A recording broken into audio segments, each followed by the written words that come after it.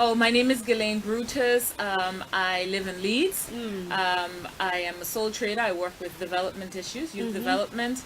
I came here from the Turks and Caicos Islands, but I was originally born in Haiti. There's a few literature written about leadership in the crisis of leadership Yeah. in black communities, African communities. And when I say African communities, I'm talking the wider African community that's included in the Caribbean outside of Yeah, Africa. it doesn't right? mind. It doesn't matter which part Not of the Africa continent, but you're coming yeah, from. from the African ethnic group. We have a crisis in leadership. We have a lot of politicians. We have a lot of managerial positions. We have, but we don't have real leaders. And when I say real leaders, I mean in the sense of leaders that think in the inclusive. That think about the nation, that Yeah. think about the development of everyone in the nation, that is not selfish and about their Yeah. own personal Yeah, wealth. that's what I was coming to talk about. Yeah. They all want governance, Yeah. but they lack They, leadership. they lack leadership. Exactly. Yeah. How to take the people the way forward, how to guide them. Yeah. All that they want is they think it's leadership, but they just want government. They Yeah. just want to govern Yeah, the yeah. people in their position. own little mind of leadership. Yeah, Okay. yeah. So, what do you intend to achieve with the leadership in home countries? I think what I want to achieve is not something that I might see in my lifetime. What I want to achieve is I want to achieve a domino effect. I might start it, and there are other people starting it as well, but then Yeah. we focus on young people. We focus on from primary school to secondary school to university students, because they're the people that are going to really bring changes in our country, not my generation. I'm too old. And then so we focus on that group of people. We focus on trying to get them to think in terms of nation building, in terms of the community, in terms of development, a strategic development plan for our countries. And I think focusing on young people will get us to that point. It might Exactly. take 50, it might take 60 years, and that's the sacrifice we as an adults have to make. We In as their leaders life have as- to make. As future leaders, Yes, isn't it? yes, because it's not about you; it's about the nation. Exactly. Yeah, yeah. So, what inspired you to do such a thing? Um, Why the youth? What inspired you so much about the youth? about leadership. Yeah. I think what inspired me is some of the literatures I've read, and even before that, but I did international relations as a bachelor's degree. And I read so much. I read Thomas Sankara, Nyerere, I've read Walter Rodney, and all those people, those leaders, those Pan-African leaders that fell, at a young age, and they inspired me. It's if Thomas Sankara can turn, the short span of time that he governed Burkina Faso, and he could make so much positive changes, then why aren't these leaders today doing it? Why are they so driven by consumerism? Why are they so driven by personal gain? Why aren't they focusing on nation building? And so that inspired me. I said, how can we actually make positive, sustainable changes in our countries? We have to go to the people that will lead tomorrow. We have to focus on young people. And I think that inspired me. That inspired you. Yeah. So, what have you done so far? What have I done so far? I've been working, like I said, I've worked in Haiti with organizations. I've worked with GAR, which is a refugee and immigration organization. I've worked with them after the earthquake, interviewing young people, trying to find out what their aspirations are, what they lack, what they want from the country in order to be the people that they want to be. And working in Leeds with young people and focusing on those who are not succeeding in the academic field, but they're bright young people, and trying to see how we can help those people to focus Yeah. on the skills that they're really good at. I might not be a doctor or a teacher, but I can be an artist, Yeah. and I could be a writer. I can be and I can make those changes in my community just by focusing on what it is that I love. So that's where I worked initially on these NGOs, organizations, and in the Turks and Caicos Islands, I've worked a lot with migrants and irregular migrants, so the term illegal, and just speaking to people, you know, just finding out what is it that you need that you don't have. Why is it that you're gonna take this journey, this journey to another country? Yeah, You know, yeah. when you know that there's a possibility that you might die. You know, what is it that you don't have at home? You know, that what is it that's preventing you from staying home and working and succeeding and flourishing in your home country? Exactly. Yeah. Okay. So why do you think leadership is very important? Why leadership is important to you? I think leadership is important because leadership focuses on the unit, focuses on everyone, not just the individual. So you know that you're going somewhere in life. You're heading somewhere towards an end goal, but you're not alone in it. You're taking everyone along with you, and leadership is not only about leading other people, but leadership is the personal leadership. Yeah. How can the individual change themselves so that they can be productive members of a community, of an ethnic group, of a nation? How can they help themselves? So that's why I think leadership is important. Leadership, it changes you, the individual, as well as your level of productivity in your country, in your nation. And one thing I've seen is leadership is not only about youth or children. Even if you can see sometimes in little children, you could see naturally that most of them have got leadership skills. So leadership is not about being an adult or being a youth or being a child. Everybody can be a leader in his or her own setting. Yeah. Even as a family, one needs to be a good leader to bring up good children up, isn't it? Yes. So leadership is also very important even in our personal lives. So I think it's a good thing that you are doing. So the question I'm going to ask is, how do you think the home countries will help the diaspora to engage in the leadership back home?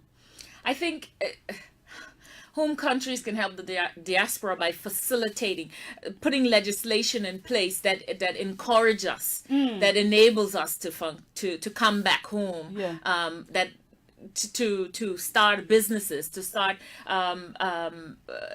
organizations that help our communities. For instance, I can't speak for all countries, but Haiti has this restrictive relationship with the diaspora. We support the country so much economically, but yet still we can't participate in politics. And then when we go in and try to start our own organizations, it seems as if they're afraid of us, that they're afraid of these new ideas, these new concepts, these new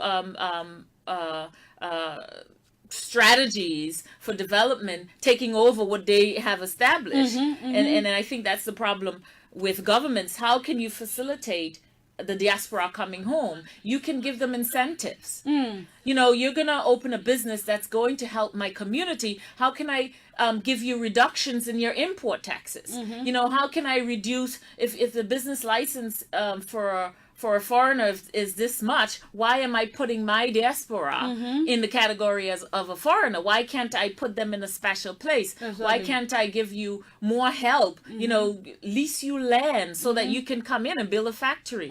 So all those changes in legislation to facilitate diaspora engagement in home country is important.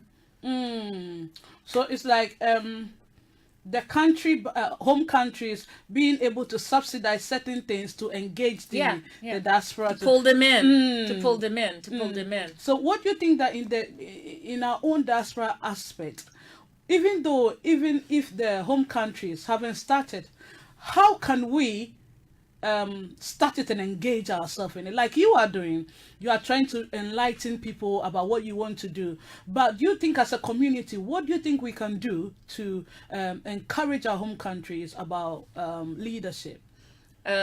About leadership and about other things that we in the diaspora are working. Let's take something as simple as a cleaner, a janitor. someone that works in the UK, Yeah. in order to clean an office space, you have to have training, and that's that's the amazing thing. So you go, you But come. in reality, people don't. That's the sad thing.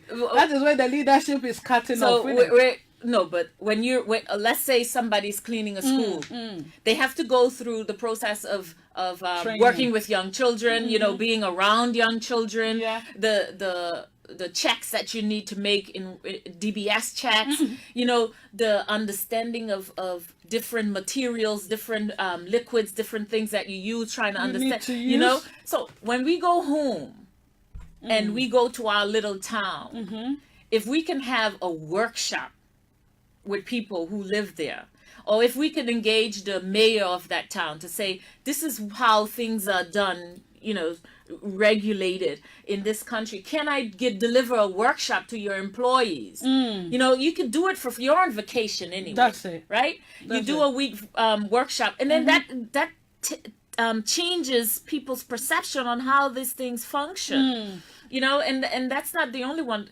We have teachers, we have doctors, we have all sorts in the diaspora, and we know that in order to do a program for a young person in the UK, you need to have certificates with working with young people. So why us as diaspora would go into our countries, start an organization, and not put that in place in our organization? You see what I'm saying? Yeah. And a lot of people go into orphanages. They get one of the most lucrative things in Haiti is open an orphanage. Who's gonna work there? How do you know that person is not, a child molester? How do you know? Yeah. You know that the country that you live in as a diaspora has rules and regulations for this. How can you implement that in your business? Because that's where you start. Because that's what you have control over. So anybody that functions in your organization, in your business, has these rules and regulations, and that you're introducing something. And I'm not saying that our countries don't have it. They have these rules, but it's not followed. It's not so so making sure that it's followed within your institution, within your organization, is where we start. Because it has a domino effect.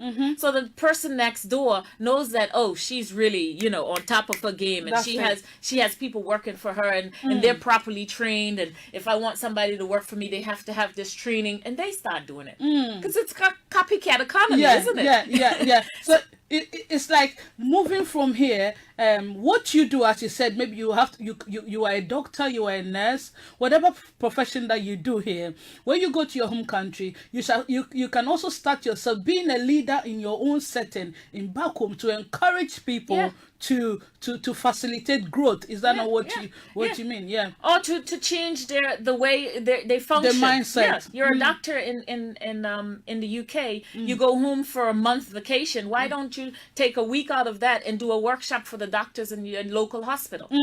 There's nothing. It's not taking anything off of you. Yeah, that's it. You just have the audience for a week, and you're delivering a workshop on things that and that changes people's perception on how things function, and that those little things that we can do will have a major impact for the towns, for the villages, for the communities, and people are going to be requesting us to come back and do this because everybody wants to be better. That's it. Everybody wants to be better. Exactly. People live in poverty, and they do things the way they do things, not because they want to or they like it. It's because they don't have the avenue or the facilities or to do it. So we bring that to them as the diaspora. We bring fresh ideas. We bring new ways of thinking. That's it. To bring to make them to aware of what is making the diaspora prosper or move on, which is very important as well, because no man is an island. You always have something to offer. So as you said, I agreed with you. Going to the diaspora, what you do, you put in an effort to make people learn from you, which is very important when it comes to leadership. So in that sense, you become a leader in your own set. Even in the diaspora, you might not be a leader per se, but if you go to your home country, because you are coming to teach them, they listen to you, and that makes you a leader in your own setting. And before I move on, I want to ask you, what have you achieved so far? Organizing workshop, have you seen progress in what you do? What have you achieved? What have you done? Because I think you started doing it. That means you've done something. I think I don't think I have done it long enough to see the changes that I would love to see. But one of the things that I do realize is that people want it.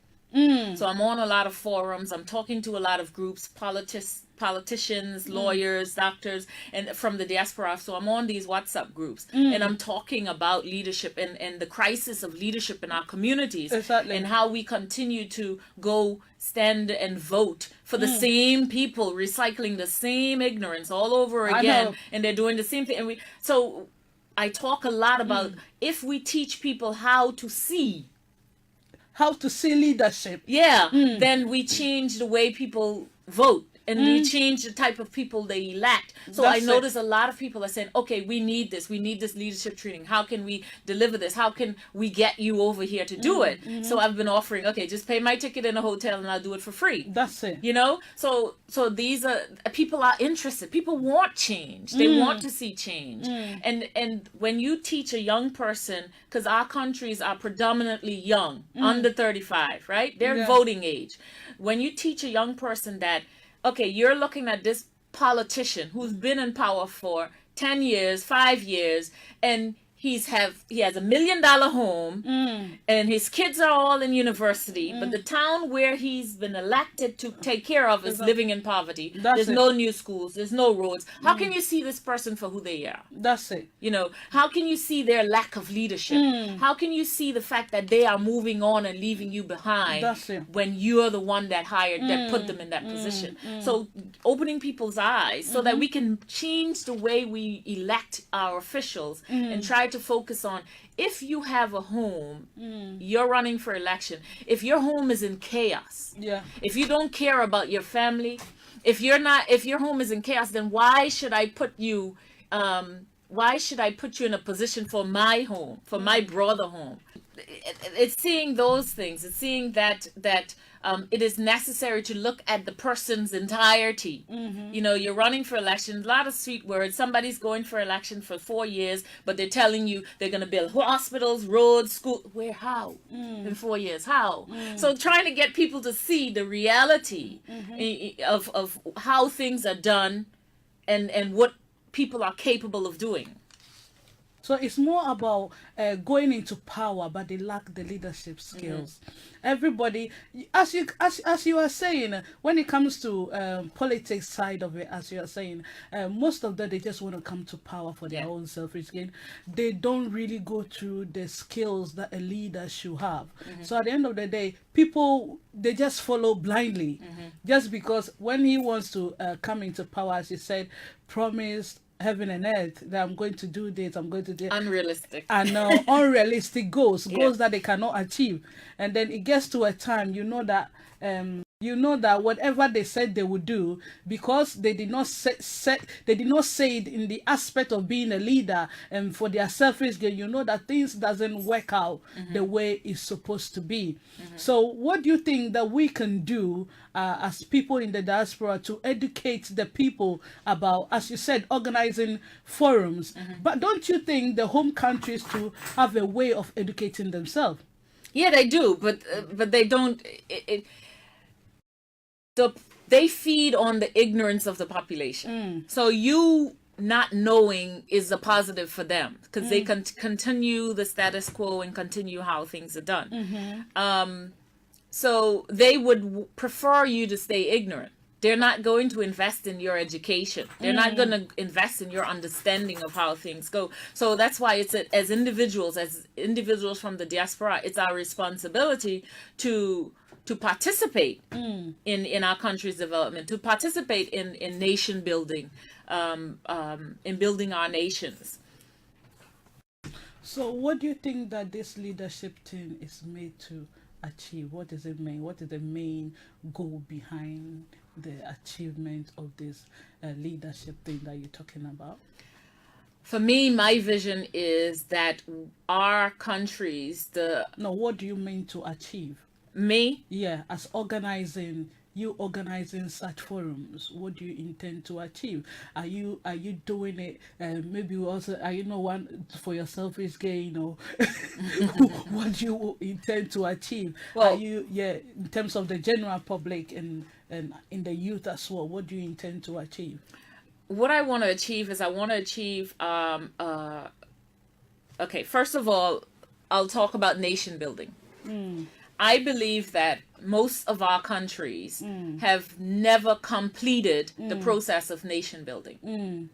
And in order for us to do that, in order for us to reach to a point where we think as a collective, where we think as a group of people with one vision, building one future, one culture, you know, one national culture, one national, you know, understanding of who we are, where we want to be. In order for us to get to that point, we need to start from the bottom. So that's my vision. Okay. So I want to get to a point where our countries complete the process of nation building, where we have a 50-60 year plan for our countries, development plan, regardless of who's in power, that stays cemented. That's it. So far as it's been selected. Yes. And in order to get to that, we need to go to the bottom and have people understand why it's necessary. Why it's necessary that we need to build our nation. Why it's necessary that, let's take, for instance, Thomas Sankara. Thomas Sankara made it a point that every language in Burkina Faso is recognized.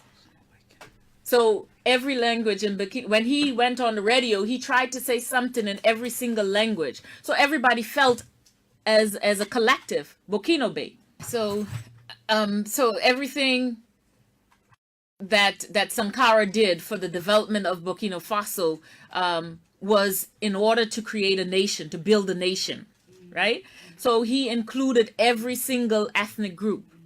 We in Haiti only have one ethnic group, so that's a little different. But when the Haiti is about 200 and odd years old, but it never completed its process of nation building. So it has two different legal systems, right? Yeah. Because the legal system, it can't branch out to all rural areas, then some rural areas are isolated, so they do their own thing. And that's probably the same for the majority of African countries that don't have a police officer or a police chief, so they have their own system of judging, you know, and a judicial system. So you end up having a nation with dual systems.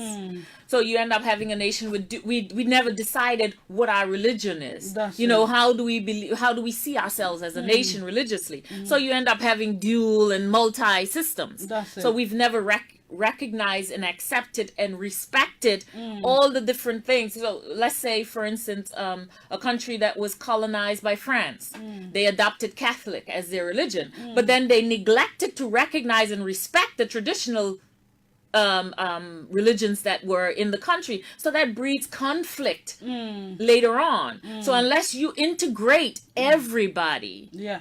that in your nation building, in your idea of what your nation is, then you're always going to have conflict. And that's the process that the US went into, Yeah. the melting pot. You know, they included everyone in this idea. This is what our education system is. This is what our religion is. This is what our politics is. This is what our nation is. And we've never completed that process after our independence. We've never completed it, you know, and that's what I want. That's my end result. You know, that we start from the bottom, start thinking collectively, and then get to the process where we complete that nation building process, so we can jump into this technological age that everybody else is going into, and we're left behind That's because it. we don't know who we are, and we don't know what we want, and we don't know where we want to be.